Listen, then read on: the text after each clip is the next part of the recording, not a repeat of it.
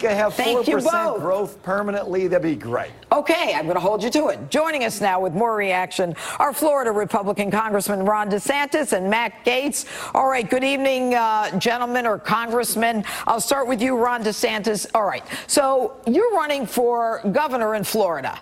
All kinds of great things are happening with the economy and Donald Trump. So when you run in Florida, do people in Florida care about that?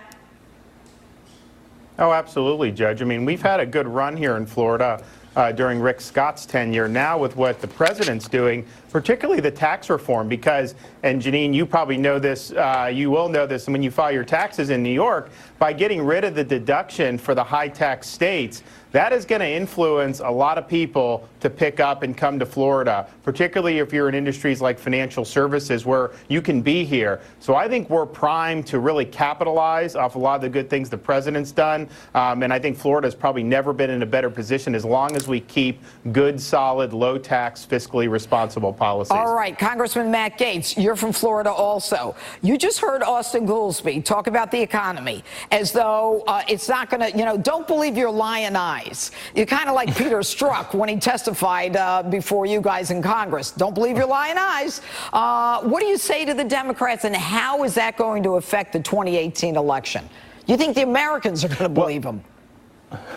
Well, they should. If the Democrats take over Congress, the head of the Financial Services Committee will be Maxine Waters. And letting Maxine Waters anywhere near the economy is about as dumb as putting Hillary Clinton in charge of your IT department at your small business. Look, right now we've got GDP growth that's doubling. We've got the fastest wage growth in 10 years. We've got home values that are rising at twice that rate. And we've had the longest consecutive streak of job growth in American history. Just saying it, Judge, it's so exhausting, it almost makes me tired of winning. All right, and Congressman DeSantis, one of the things when the president was talking yesterday or last night in Wilkes-Barre, Pennsylvania, he talked about the fact that he got NATO to step up, and, he said to Melania, as he related to the crowd, I said, Melania, he said, tomorrow morning, $200 billion, they're going to love it. And, they responded with, he was rude to our NATO allies. In the end, this midterm election, which way is it going?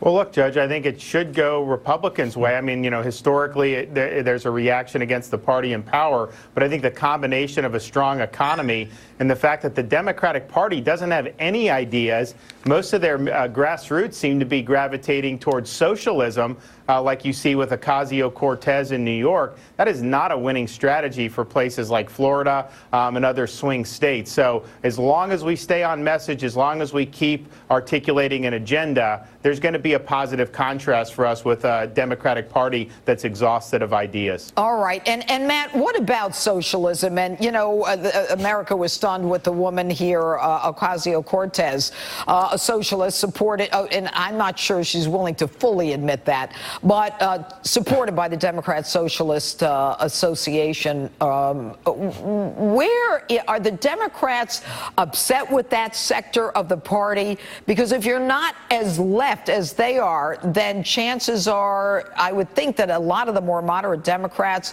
would either not come out or vote differently. I'm not sure how to look at that.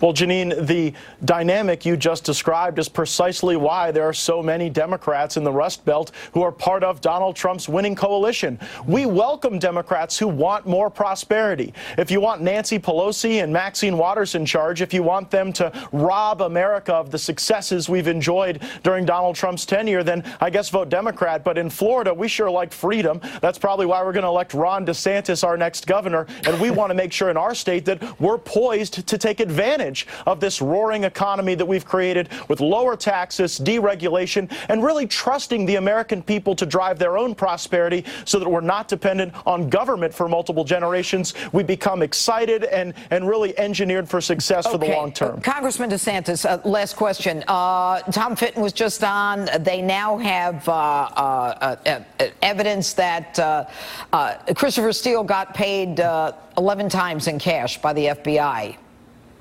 What say you?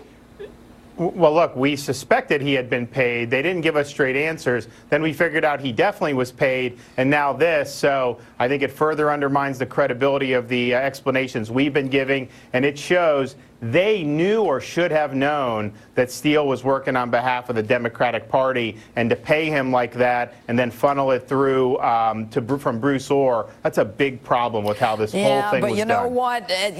It's about time that Rod Rosenstein and his gang and the rest of them are made accountable, but who knows if that'll ever happen. Thank you, Congressman. And coming up, the midterm election is less than